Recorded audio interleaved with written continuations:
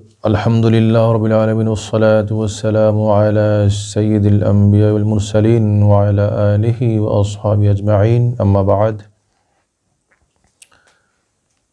সম্মানিত ভিউয়ার্স, যারা যেখান থেকে আজকের প্রোগ্রাম দেখছেন, আমরা সবাইকে জানাচ্ছি আন্তরিক অভিনন্দন। আজকে আমরা জানবো হযরত নাউফেল ইবনে হারিস রাদিয়াল্লাহু তাআলা আনহু ইসলাম গ্রহণ করেছিলেন কোন প্রেক্ষাপটে। জান্নাত লোভে নয় শুধু তোমার প্রেমে, এ হৃদয় করো তোলা।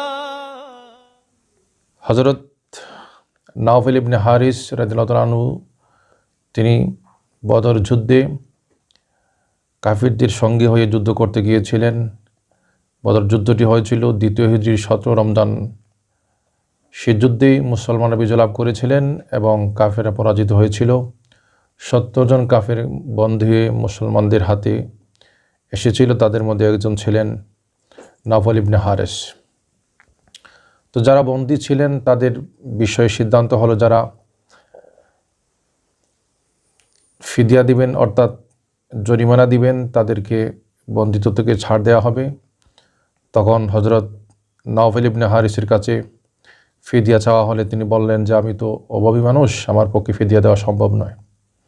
আমি কি করে ফিদিয়া দিব? আমার হাতে তো কিছু নেই এবং বাড়িতে আমার এমন সম্পদ নেই যে সম্পদ থেকে আমি ফিদিয়া দিয়ে ছাড় পাব। তখন রাসূল করিম সাল্লাল্লাহু আলাইহি ওয়াসাল্লাম হযরত নাউফেল ইবনে হারিসের কাছে আসলেন, এসে বললেন যে আপনি যখন যুদ্ধের প্রারম্ভে আপনি কতগুলো আপনার বর্ম ছিল সেগুলো রেখে এসেছিলেন, ওই বর্মগুলো কোথায়? আপনি চাইলে তো ওই বর্ম বিক্রি করে আজকের ফিদিয়া দিতে পারতেন। তখন তিনি জিদ্দায় 1000 বর্ম তিনি গোপন করে রেখে এসেছিলেন, সেটা হচ্ছে যুদ্ধে ব্যবহারের অস্ত্রস্বরূপ। তখন হযরত নাউফেল বললেন, এটা তো অবাক কথা, আমি যে এত সংগোপনে এত সংক্ষেপে যে বর্মগুলো রেখে এসেছি এটা তো আল্লাহ ছাড়া আর কেউ জানে না এবং আমি ছাড়া দ্বিতীয় কোনো মানুষ জানে না। মুহাম্মদ এটা কী করে জানলেন? তখন তিনি নিঃসন্দেহে নিশ্চিতভাবে তিনি জানতে পারলেন বা বুঝতে পারলেন যে মুহাম্মদ অবশ্যই সত্য নবী হবেন এবং তার ধর্ম সত্য হবে, তার দাবি এবং তার দাওয়াত সত্য হবে। তিনি তখন আর কাল বিলম্ব না করেই কালমা শাহাদত বলে মুসলমান হয়ে গেলেন। এই বিষয়টি সিরাতুল মুস্তাফা কিতাবের 2য় খণ্ড 129 পৃষ্ঠার মধ্যে রয়েছে। ঠিক সেভাবে আরেকটি ঘটনা ওই কিতাবের 128 পৃষ্ঠার মধ্যে রয়েছে হযরত আব্বাস সম্পর্কে। আব্বাস হচ্ছেন মহানবী ইসলামের সম্মানিত চাচা।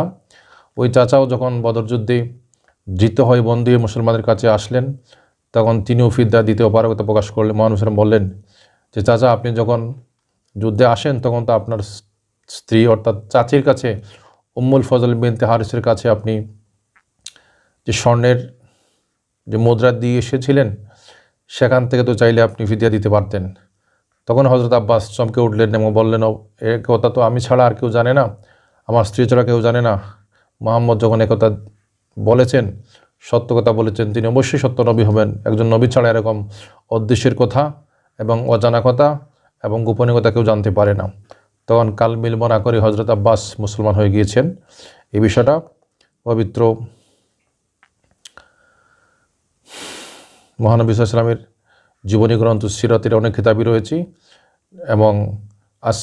এবং সিরাতুল মুস্তাফা যে কিতাবটি লিখেছেন হযরত মাওলানা মোহাম্মদ ইদ্রিস কান্দলুই সাহেব, তার কিতাবের লিখিত কিতাবের 2য় খণ্ড 128 পৃষ্ঠার মধ্যে রয়েছে। সম্মানিত ভিউয়ার্স, আপনাদের সবাইকে অশেষ ধন্যবাদ। আজ এ পর্যন্তই। ইনশাআল্লাহ আগামীতে আপনাদের সাথে আবারও দেখা হবে। সবাই ভালো থাকুন, সুস্থ থাকুন। আসসালামু আলাইকুম ওয়া রাহমাতুল্লাহ।